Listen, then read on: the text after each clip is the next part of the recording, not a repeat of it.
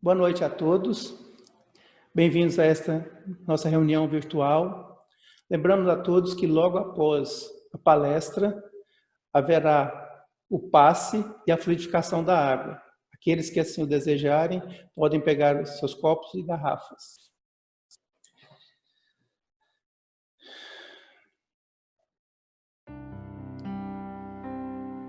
Deus nosso Pai, Senhor e Criador de todas as coisas, nós louvamos o Teu santo nome, pois sabemos que é a razão da nossa existência, que és a fonte inesgotável de todo o bem, de toda a sabedoria, de toda a luz. Sê conosco, Senhor, e seja-nos a confiança. Afasta das nossas mentes o mal e a dúvida, principalmente nesses momentos de angústias que estamos passando.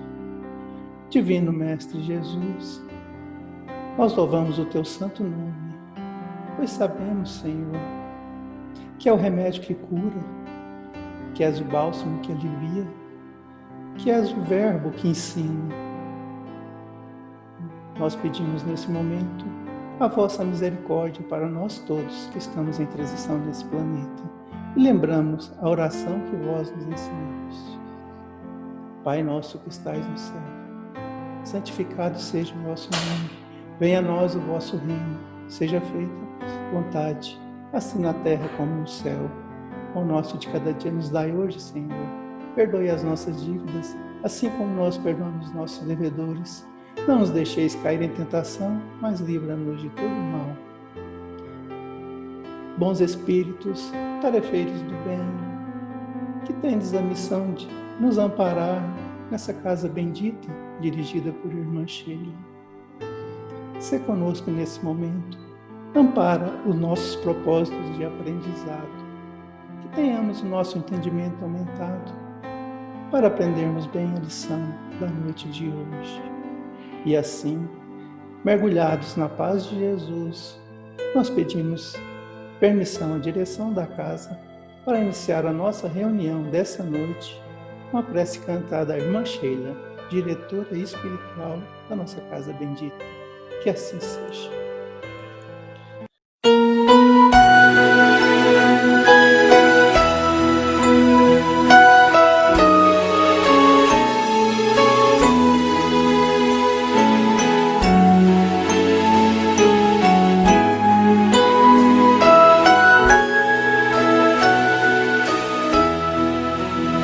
Vamos unidos a Sheila, numa alegria sem fim, cantar com os passarinhos que esvoaçam no jardim, esta flor tão delicada, quando está juntinho a nós, deixa sempre o seu perfume e o calor da sua voz. Irmã Sheila, tão querida, vem trazer-nos esta luz que ilumina nossas vidas nos caminhos de Jesus. Ao enfermo que espera fraternidade e amor, levaremos nesta noite lenitivo a sua dor, como um bom samaritano, e a Sheila nos guiar. Seguiremos confiantes, sempre alegres a cantar. Irmã Sheila, tão querida, vem trazer-nos esta luz, ilumina nossas vidas nos caminhos de Jesus. Irmã Sheila, tão querida, vem trazer-nos esta luz que ilumina nossas vidas nos caminhos de Jesus. Meus irmãos, para nossa preparação, a lição do Evangelho segundo o Espiritismo, no capítulo 8, Bem-aventurados que têm puro o coração. A pureza do coração é inseparável da simplicidade e da humildade. Exclui toda a ideia de egoísmo e de orgulho. Por isso é que Jesus toma a infância como emblema dessa pureza, do mesmo modo que a tomou como da humildade. Poderia parecer menos justa essa comparação, considerando-se que o espírito da criança pode ser muito antigo, e que traz, renascendo para a vida corporal, as imperfeições de que não se tenha despojado em suas precedentes existências. Só um espírito que houvesse chegado à perfeição nos poderia oferecer o tipo de verdadeira pureza. É exata a comparação, porém, do ponto de vista da vida presente, porquanto a criancinha, não havendo podido ainda manifestar nenhuma tendência perversa, nos apresenta a imagem da inocência e da candura. Daí o não dizer Jesus de modo absoluto que o reino dos céus é para elas, mas para as que lhes assemelham. Pois que o espírito da criança já viveu porque não se mostra desde o nascimento tal qual é? Tudo é sabido na obra de Deus. A criança necessita de cuidados especiais, que somente a ternura materna lhe pode dispensar. Ternura que se acresce da fraqueza e da ingenuidade da criança. Para uma mãe, seu filho é sempre o anjo, e assim era preciso que fosse para lhe cativar a solicitude. Ela não houvera podido ter-lhe o mesmo devotamento se, em vez da graça ingênua, deparasse nele todos os traços infantis, um caráter viril e as ideias de um adulto, e ainda menos se lhe viesse a conhecer o passado. Aliás, faz necessário que a atividade do princípio inteligente seja proporcionada à fraqueza do corpo, que não poderia resistir a uma atividade muito grande do espírito, como se verifica nos indivíduos grandemente precoces. Essa é a razão porque, ao aproximar-se-lhe a encarnação, o espírito entra em perturbação e perde pouco a pouco a consciência de si mesmo, ficando por certo tempo numa espécie de sono, durante o qual todas as suas faculdades permanecem em estado latente. É necessário que esse estado de transição para que o espírito tenha um novo ponto de partida, e para que esqueça em sua nova existência tudo aquilo que a possa entravar. Sobre ele, no entanto, reage o passado. É assim que o espírito renasce melhor, mais forte moral e intelectualmente, sustentado e secundado pela intuição que conserva da experiência adquirida. Meus irmãos, com muita alegria, nós passamos a palavra à doutora Ana Paula Weck, vai nos passar a lição da noite do Evangelho, rogando a Jesus que a ampare e ilumine nessa tarefa importante para todos nós. Doutora Ana Paula. Olá, boa noite, amigos do Irmã Sheila e a todos aqueles que nos ouvem. É uma alegria estar aqui para conversarmos sobre a adolescência, esses desafios que ela nos traz, tanto para os jovens quanto para nós pais. E conversar de uma forma que dê para diminuir essas distâncias, né? Então, que a paz do Mestre Jesus esteja em nossos corações e a nossa mente em sintonia com a espiritualidade maior. O que é a adolescência? A adolescência é uma fase de transição gradual entre a infância e a fase adulta e se caracteriza por profundas transformações no corpo, na ordem psicológica e social, e vai culminar com a formação de uma nova identidade dessa criança e com a sua autonomia social, quando ele passa a ganhar o próprio sustento. Existem as definições cronológicas, em que ela é definida a partir dos 10 anos e vai até os 20 anos incompletos, então 19 anos, 11 meses e 29 dias, e ela tem a definição também de que a criança entra na adolescência a partir do momento que ela entra na puberdade, ou seja, os primeiros sinais de transformação do corpo. A telarca, que é o aparecimento do broto mamário nas meninas, e o crescimento do testículo nos meninos. É uma fase que as transformações começam a acontecer e não tem mais volta. E dali dentro de 2 anos, a partir do momento que aparece o broto mamário, a menina vai menstruar, e o menino ele vai engrossar a voz quando ele já estiver acabando a puberdade. E é o momento do estirão, eles vão crescer 20 centímetros, vão crescer ali mais de 6 centímetros, quase 10 centímetros no ano. Então é uma mudança que salta aos olhos. Bom, a adolescência, segundo o Guilherme Carvalho, do livro Tornar-se Adolescente, ele vai dizer que a adolescência ela é dividida em 3 fases. A primeira fase, que ele chamou de adolescência puberal, é aquela fase que a criança ela começa a mudar o temperamento. Antes ela assistia televisão com os pais, ela passa a buscar o quarto, começa a ficar isolada, brinca, mas de repente ela não quer mais brincar, ela se acha muito grandinha para brincar, perde o interesse pelas brincadeiras, é marcada por uma variação de humor grande.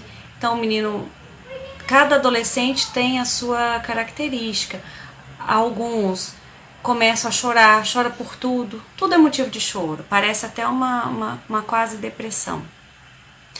Outros ficam irritados, agressivos, nervosos, então existe uma variação de humor muito grande, assim como a variação também de pensamento.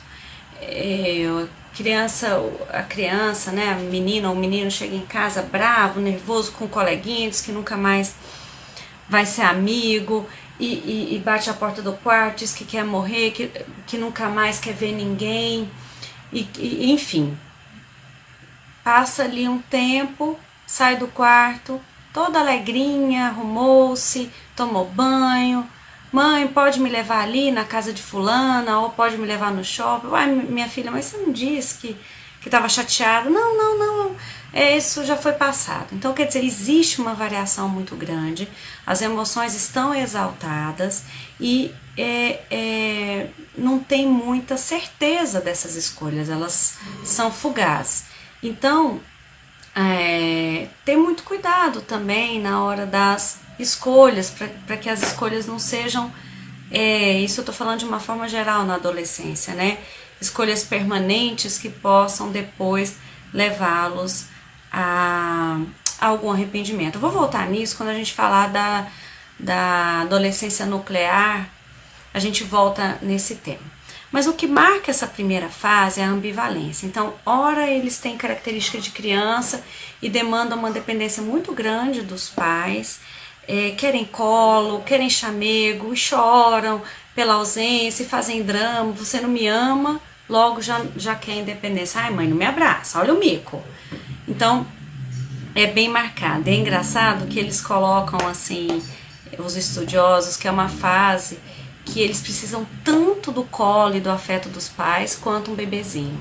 Então a gente fica atento, sobretudo quem tem filhos de diferentes idades, às vezes acha que o adolescente já está precisando de ter mais autonomia, e ele vai variar entre a autonomia e a dependência, justamente nessa primeira fase. A segunda fase, que é marcada pela impulsividade. Então, é o surgimento do grupo, ele tem uma necessidade de romper com o velho, de fazer o novo.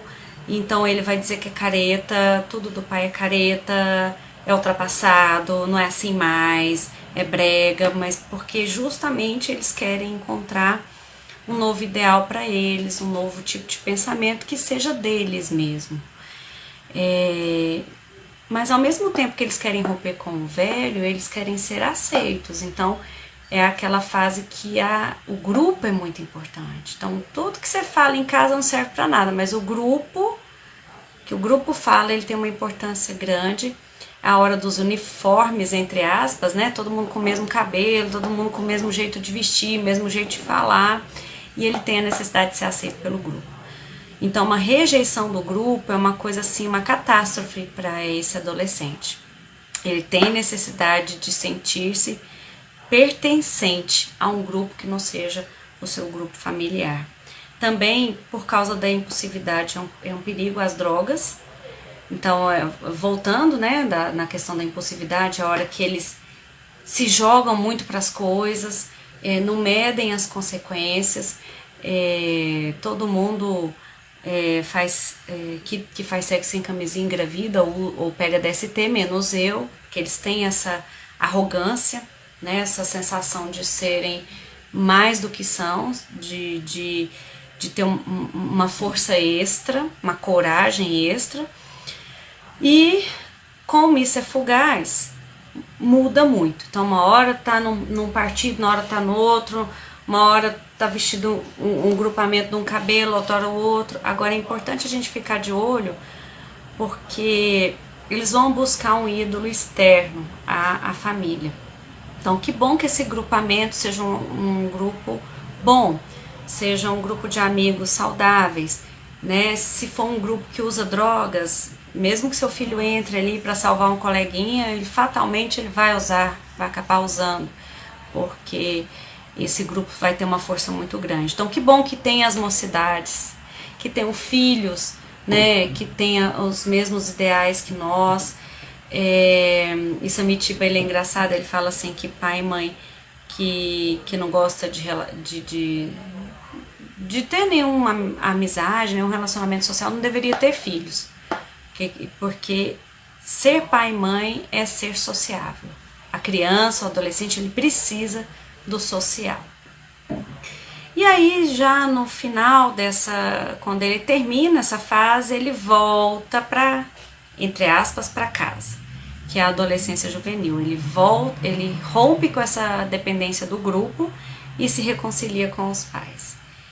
E quanto melhor a imagem dos pais para esse adolescente, melhor vai ser a internalização desses valores recebidos durante a infância. Então, eles vão se afastar progressivamente dos pais de uma forma física, ao mesmo tempo que eles vão internalizar esses valores, se a relação é boa, se teve bons exemplos, se eles tiveram diálogo. E claro que é cheio de tumulto essa fase, porque o adolescente, essa criança, ela vai passar por 3 lutos. Quem vivenciou um luto real sabe como é difícil, ele vai vivenciar 3. A perda do corpo infantil, por mais que ele queira, que ele lute, que ele chore, que ele esbraveje, não tem jeito. Ele vai mudar seu corpo, vai aparecer pelo, vai aparecer mama, né? Vai crescer o órgão genital do menino, então vai mudar. Ele tem que lidar com todas essas mudanças. Ele vai ter que lidar com o luto pelo papel e identidade infantis. O que é isso? O papel infantil é aquele que eu não tenho responsabilidade por nada, porque tem alguém responsável por mim, que é meu pai e minha mãe. Então, tudo que eu faço, eu não sou responsável. A partir daqui, ele tem que assumir a vida. Ele tem que se assenhorar da sua própria vida. Por isso que ele rompe tanto, porque ele quer saber exatamente quem ele é. E é engraçado porque muitas vezes nós crescemos e não vivenciamos esse luto. Muitos adultos permanecem com essa identidade infantis. Muito embora trabalhem, ganhem seu próprio dinheiro, mas não se assenhoram da sua vida, porque todos são vítimas. Existe um fracasso no trabalho, é culpa do outro. Ele não vai bem nos relacionamentos amorosos, é culpa do destino, né? Não dá certo, qualquer coisa que ele planejou, é o azar, é Deus, enfim. Quando a gente deixa esse papel infantil e assume o papel do adulto, nós somos responsáveis por nossas escolhas. Então, nós somos responsáveis tanto pelas nossas escolhas muitas vezes inadequadas e estamos prontos para repará-las, quanto nós também estamos ali para receber os louros, né, as vitórias das nossas conquistas. Então nós nos sentimos senhores do nosso destino. E os pais precisam e acabam vivenciando esses lutos também. Os pais precisam deixar que essa criança comece a tomar as suas escolhas e a sofrer as consequências boas, com seus méritos, ou consequências desagradáveis. O luto pelos pais da infância. Os pais da infância são super-heróis. Eles não têm defeitos, eles são os melhores. E o pai do adolescente, ele tá cheio de defeitos. Então a criança começa a ver que esse pai não é o todo-poderoso, essa mãe é cheia de conflitos, é cheia de problemas. E não é fácil largar, vivenciar esse luto. Não é fácil para os pais também. Porque o pai não aceita, a mãe não aceita. Ela quer ainda ser vista como esse ser perfeito, sem defeitos. Bom, eu vou passar rapidamente os 10 tópicos da Síndrome da Adolescência Normal, que foi trazida pela Arminda. Foi a primeira pessoa que descreveu ela. Então, a primeira, busca de identidade de si mesmo, né? Busca de si mesmo e de sua própria identidade. Isso é refletido, por exemplo, na hora que a menina vai sair para uma festa, ela tira todos os vestidos, roupa do guarda-roupa e termina e fala assim: mãe, eu não vou sair mais na festa, eu não vou porque eu não tenho roupa. Não é que ela não tem roupa, é que ela não sabe qual é a roupa que a representa, porque querendo ou não, a roupa representa aquilo que nós queremos passar, a nossa personalidade. Então, ela não sabe se ela veste a roupa da moda, que tá ali em todos os canais de televisão, que é a roupa curtinha, sexy. Ela não sabe se é a roupa careta, ela não sabe se é a roupa executiva, se é a roupa esportiva, e eles acabam se sentindo tão inseguros que acabam usando os uniformes, que é a calça jeans e os tênis e tudo mais. A tendência grupal, que nós já falamos, é o segundo item. A necessidade de intelectualizar e fantasiar, então eles começam a buscar conhecimentos, querem ler, eles fantasiam muitas coisas, começam a imaginar, tem teorias para tudo, teoria para a solução da fome mundial, para também ganhar dinheiro, ficar rico. Então eles começam a ter essas... E é importante que tenham, né? Os jovens foram marcados sempre por reivindicações e propostas de diferenças, de formas diferentes de encarar o mundo e de melhorar, inclusive, né? De não aceitar injustiça.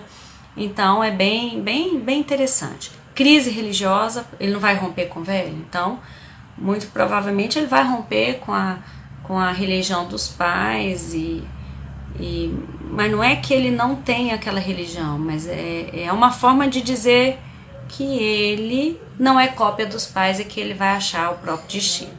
Pode ser que depois ele volte. Deslocalização temporal, é assim, ó, eles não sabem priorizar o que é urgente, né? Então, muitas vezes eles procrastinam coisas que são imediatas e acham que coisas que podem ser postergadas, que são urgentes, que tem que ser feitas ali naquele momento. Então, um exemplo clássico, a menina tá lá estudando, a prova é no outro dia, e aí a mãe chega para ela e fala assim: menino, mas você não vai estudar? Ela fala: não, mãe, a prova é só amanhã. Ah, mas tudo bem. Passa um tempo, essa mesma menina vem atrás da mãe: mãe, eu quero ir pro salão, fazer luz no meu cabelo. Pra quê, minha filha?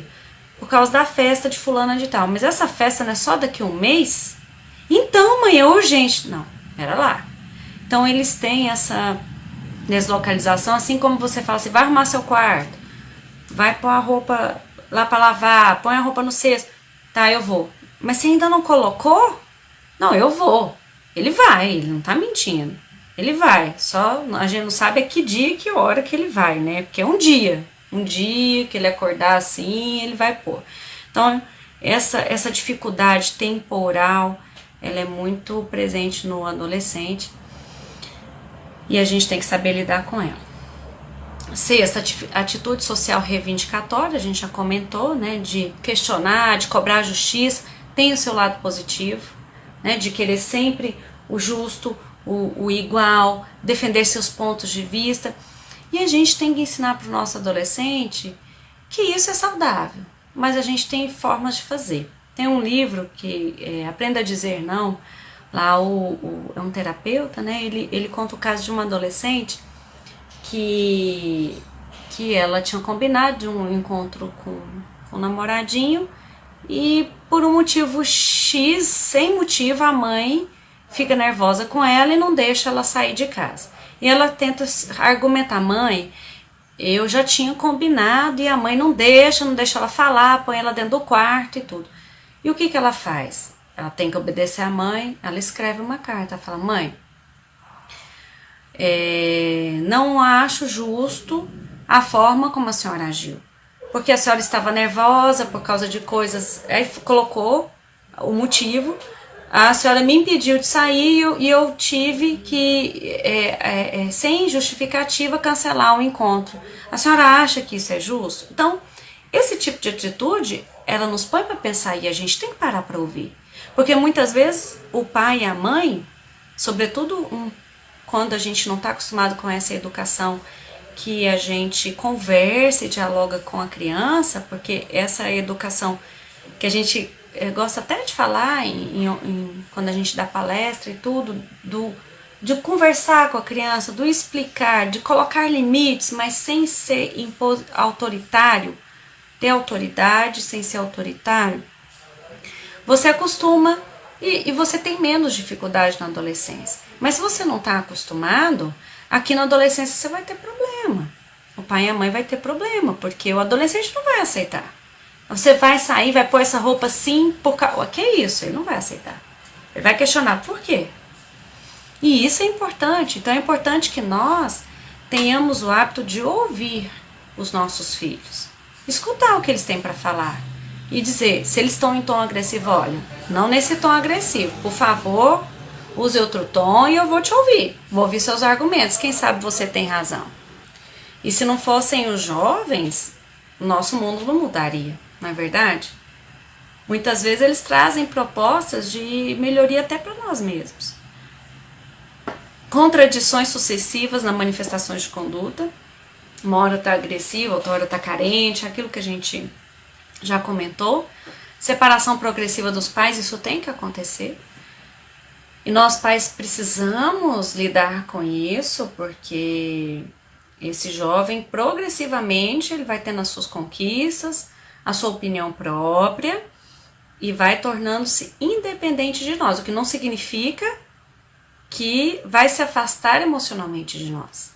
Ele precisa ter suas próprias escolhas e ter a sua própria identidade. Então, isso a gente tem que lidar. Achar que o filho tem que...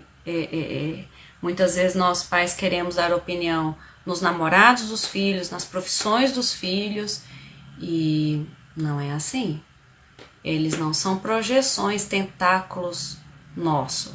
Eles são seres que passam por nós, mas não são nossa propriedade. Evolução sexual manifesta, o adolescente está pensando em sexo, é importante que também seja uma via fácil de diálogo com os pais, que ele possa ter tranquilidade de fazer as perguntas para os pais e que nós pais tenhamos facilidade de conversar com eles com naturalidade. A maioria desses jovens, eles estão pensando em sexo, mas de uma forma bastante platônica ainda. Então, é o crush, pode ser, aí a gente tem que sentar e conversar, pode ser o menininho que ela tá apaixonada, mas ele nem sabe que ela existe. Pode ser alguém que está conversando no WhatsApp, e a gente tem que ser moderno. A gente tem que, se o nosso adolescente tem celular, a gente tem que, se ele tem rede social, a gente tem que ter também, para olhar, para ver o que está acontecendo. Sentar do lado, minha filha está mexendo no celular, o que você está vendo aí, com quem que você está conversando. É uma liberdade que a gente vai conversar, vai mais para frente, mas é uma liberdade controlada. É uma liberdade conquistada e que é aos pouquinhos. Então é como no andar de bicicleta. Vai tirando a rodinha, Você tira a rodinha, você fica ali pertinho assim, porque se ele desequilibrar e focar aí, você segura. E à medida que você vai vendo que ele vai tomando mais equilíbrio, você vai deixando ele mais solto. Constantes flutuações de humor e estado de ânimo. Cada vez que a gente se frustra, a gente fica chateado. E o adolescente, ele tem uma necessidade imensa da busca pelo prazer. Nós vamos ver isso quando a gente falar do cérebro do adolescente. E cada vez que ele tenta, né, esse prazer, ele é podado, porque ele é podado, ele tem vontade de fazer um monte de coisa, mas pela idade ele vai conquistando isso gradual. Ele não pode fazer tudo que ele quer. E aí ele se frustra, refugia em si mesmo e tem um sentimento de solidão e desalento. Então os autores dizem que um sentimento básico de ansiedade e depressão acompanham permanentemente o adolescente. Aí eu até coloquei aqui, penso, logo tenho ranço. Porque os adolescentes têm essa história, né? Eu tenho ranço, então a gente fica de olho. É uma fase que a gente tem que ficar próximo para ver até que ponto isso está normal da adolescência, essa flutuação de humor, esse isolamento no quarto e até que ponto está beirando a depressão. Cuidado, porque eu penso assim, que a gente tem que ter acesso ao quarto do filho, sim. É claro que você vai respeitar a sua privacidade, né? Vai trocar de roupa, um banho, mas você tem que ter acesso ao quarto do seu filho. Você tem que, isso é uma intimidade, é um contato que você tem ali. Você tem que ter acesso até para ver se você percebe alguma coisa que vai te preocupar. A gente não pode deixar o adolescente seguir assim tão sozinho, não. E aí no cérebro do adolescente, tem um livro chamado O Cérebro do Adolescente, que ele diz que esse adolescente, o cérebro, ele só vai estar maduro mesmo, essa área pré-frontal, que é justamente essa área que dá discernimento, que poda, que faz a gente refletir, né? Ela só vai estar completamente madura depois dos 20 anos. E nessa fase da adolescência, eles têm uma busca por novidade atiçada, aguçadíssima, que tem um aumento do desejo por gratificação imediata. Então ele quer ser satisfeito naquele momento, ele quer comer chocolate àquela hora, ele quer comer um sanduíche àquela hora, né? E uma necessidade ali do prazer no sistema, na via de recompensa. Se a gente lembrar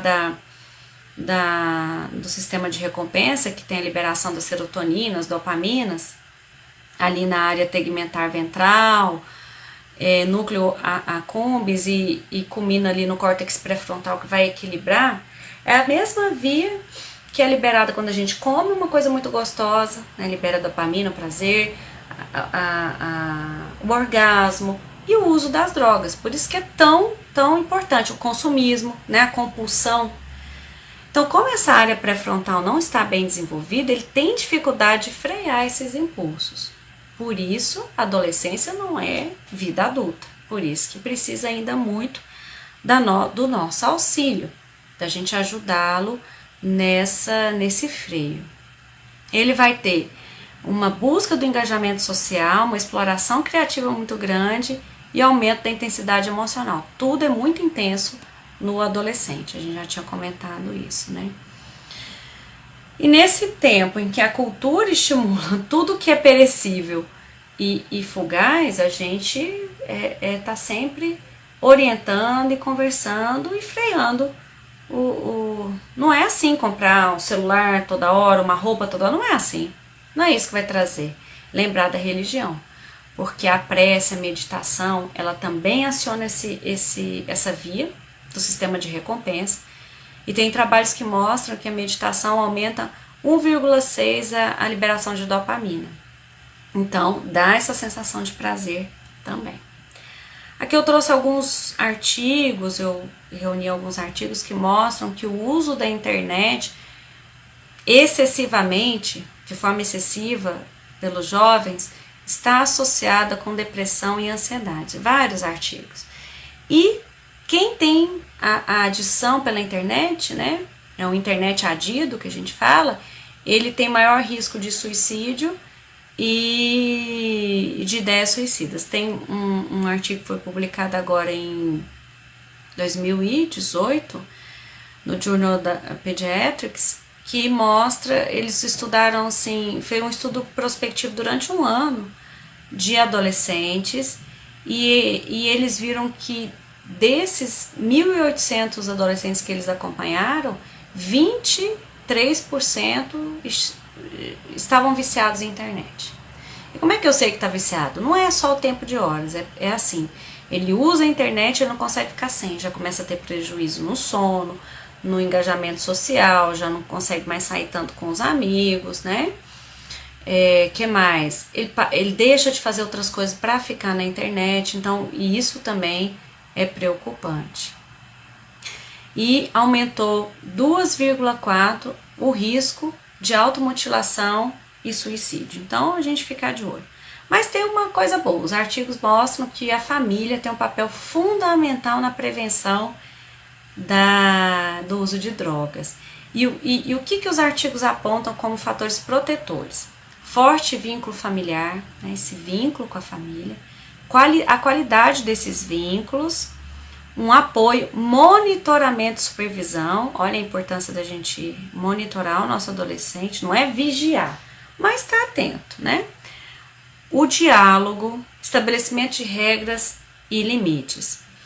É interessante, é claro que conflitos familiares aumentam o risco de drogas, mas tem um estudo recente que foi publicado até na revista de bioética do Conselho Federal de Medicina, que mostrou que mais da metade dos adolescentes acompanhados no CAPS, usuários de droga, tinham usuários de droga em casa, ou seja, a maioria tem modelos em casa que usam drogas. E aí a gente inclui o álcool também. Então, aquela velha questão, aniversário de 1 ano do meu filho, eu vou servir bebida alcoólica ou não? Talvez não seja. Vai servir álcool para quê? Né? É aniversário de criança. O filho foi na festinha, vou deixar voltar com o coleguinha ou vou buscar? Talvez buscar, que você consegue ver como é que esse filho está chegando, onde é que está, né? Qual é o grupo, quer dizer, a gente tem que saber tudo isso, não é verdade?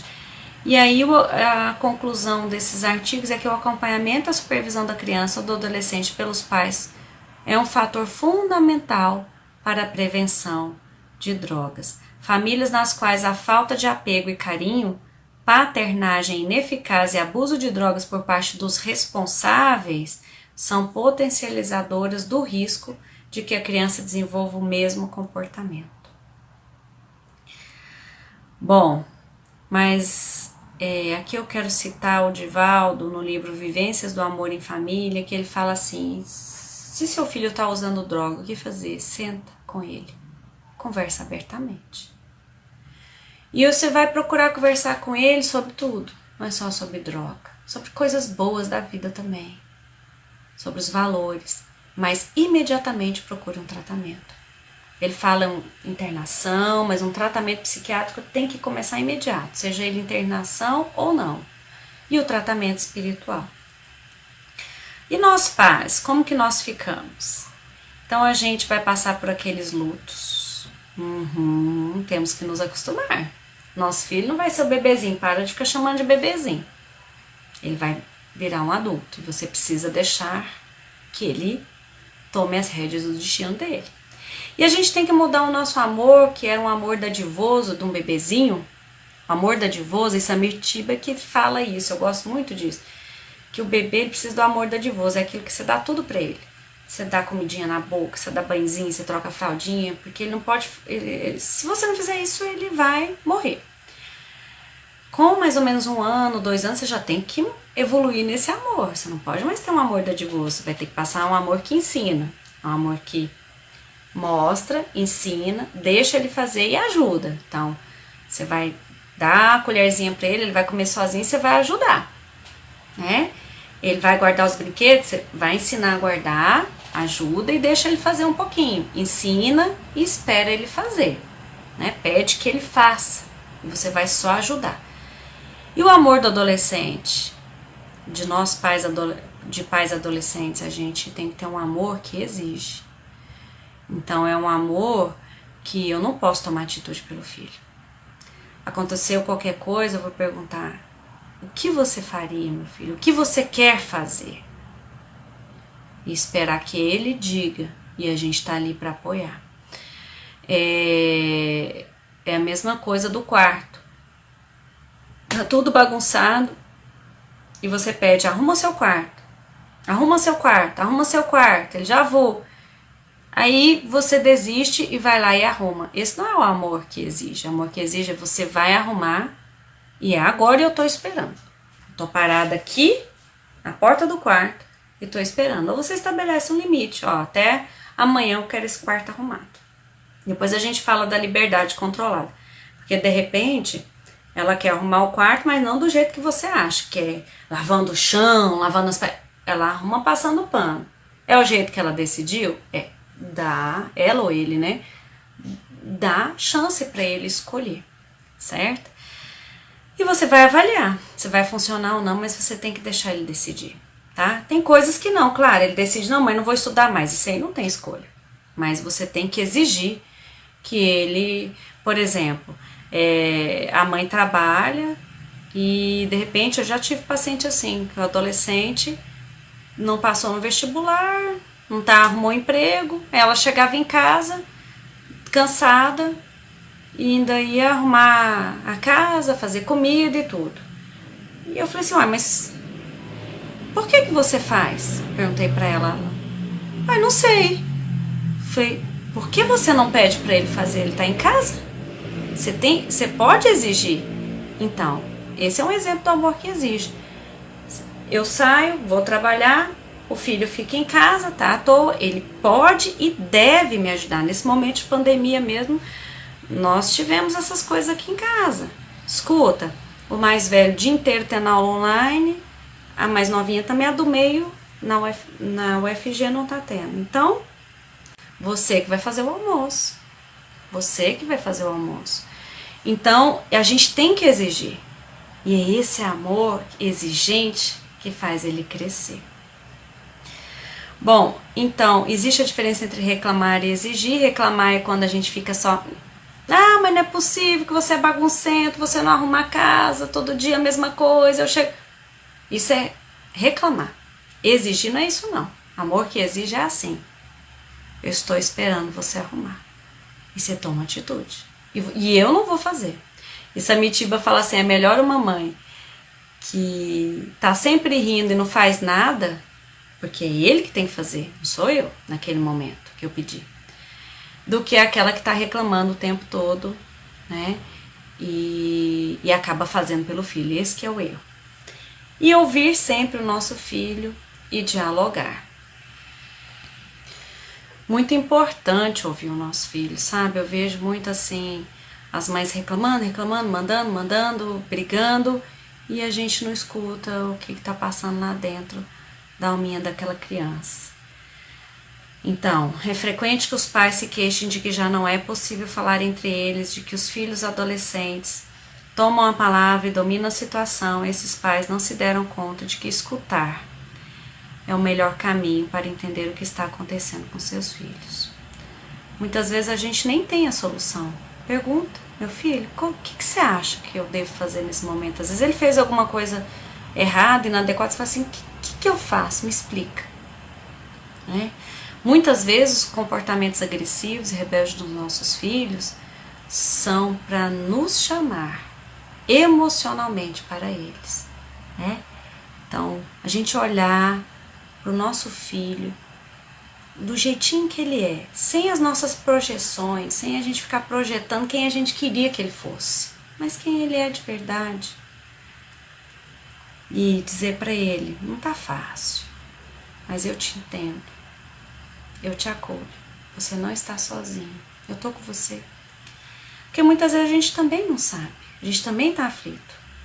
A gente vai pro quarto, lê, ora, e depois volta para conversar quando os ânimos se acalmaram, sabe? Porque Deus vai falar dentro de nós e vai nos intuir a melhor atitude. Queria passar aqui um recadinho do autor do Cérebro Adolescente. Ele diz assim: Ser pai de adolescentes é uma tarefa emocionalmente difícil quando se está na decisão de falar ou não falar, de restringir ou permitir, de abraçá-los em tempos de incerteza, de dar conforto quando as coisas não saem direito. Encontrar uma rede de apoio para os pais parece crucial a fim de lhes dar espaço de reflexão para atravessar a adolescência. É bem isso. Muitas vezes conversar, dialogar e procurar ajuda. Apenas deixe-os ser quem são naquele momento. Ai, eu achei isso aqui tão lindo. Não quem você espera que devam ser. Já encerrando, a presença dos pais junto ao filho é tão ou mais importante nessa etapa do que na infância. Uma vez que seu papel agora é o de estar atento, de mobilizar sem dirigir, de apoiar nos fracassos e incentivar nos êxitos. Em suma, estar com eles e respeitar cada vez mais a sua individualização. E se a gente errou, a gente levanta, a gente repara, porque é um exercício contínuo de aprendizado e aprimoramento. Tenho certeza que cada um de nós tem dado o melhor para os seus filhos. E às vezes a gente lê um livro, assiste uma palestra e fala, poxa vida, podia ter feito diferente. Não tem problema. Como diz o Essa no livro A Inquisição e o Outro Lado, é preciso modificar as emanações contidas no espírito imortal que somos. A espraiar luz à nossa volta é preciso levantar após a queda e seguir. E nós seguiremos sempre, confiantes de que Jesus é o nosso modelo. E que se a gente errou, a gente levanta e pede perdão. E a gente recomeça e refaz. E a gente tenta ser o melhor pai e a melhor mãe para esse filho que está ao nosso lado. Então que Jesus nos envolva com a sua paz infinita, com o seu amor, para que neste momento todas as famílias sejam abraçadas por Ele, dando muita sabedoria para cada pai, cada mãe, muito amor para cada adolescente, e que devemos esperar sempre o melhor, porque Jesus é o grande timoneiro desse grande barco que é a Terra. Um grande abraço. Meus irmãos, continuando nessa elevação espiritual que nos encontramos, rodeados pelos amigos espirituais, os nossos protetores, os nossos guardiães, os trabalhadores do plano espiritual desta casa bendita de oração, queremos, num só pensamento,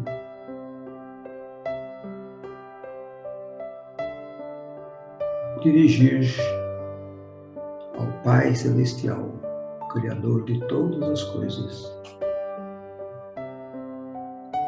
que possamos, neste momento,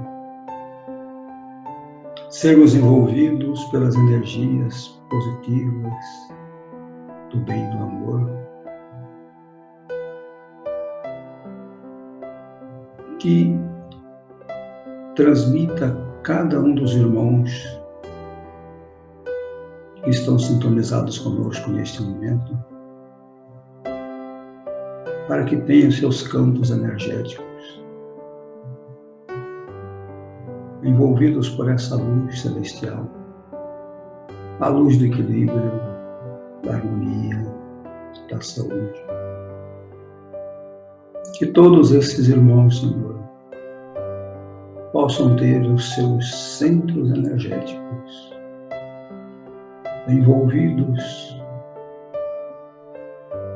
e essa luz penetrando através do coronário possa fluir para os demais centros de força e vão envolvendo os nossos órgãos, as nossas glândulas, as nossas células, em vibrações de paz, de equilíbrio, de harmonia e de saúde. Que cada um desses irmãos, Senhor, possam sentir o renovar das suas energias, tanto as físicas quanto as espirituais e as mentais. Pedimos também, Mestre amado, que as águas que foram colocadas ao lado e na mesa de cada irmão, que elas possam ser magnetizadas com energismo superior e elas sejam transformadas no medicamento adequado para cada qual que delas fizer uso e as utilizarem com fé. Que tenham seus corpos físicos e espirituais envolvidos pela vossa luz, Senhor.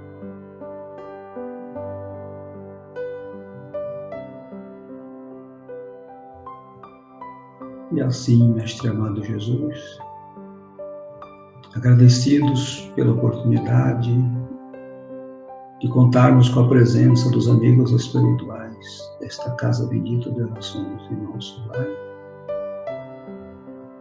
agradecidos, nós finalizamos este momento na vossa paz. E que assim seja.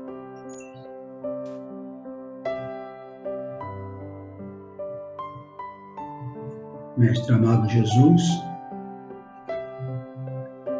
estamos chegando ao fim da nossa reunião desta noite,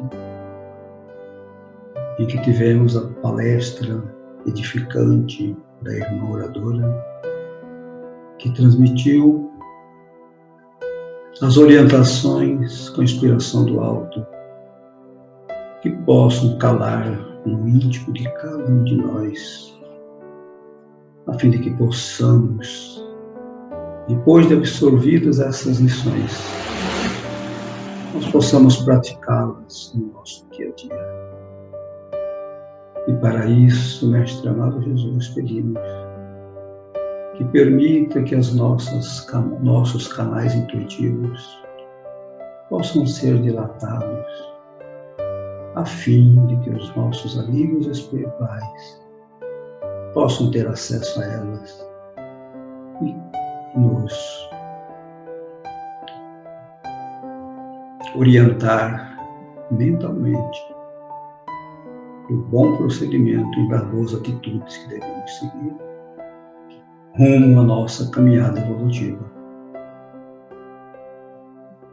E assim, Senhor Jesus, agradecidos pela oportunidade da companhia dos irmãos espirituais, pela presença de todos eles e de nossa irmã querida, em vosso nome, Senhor Jesus, pedimos a permissão para encerrar a reunião desta noite na vossa santa e doce paz. E que assim seja.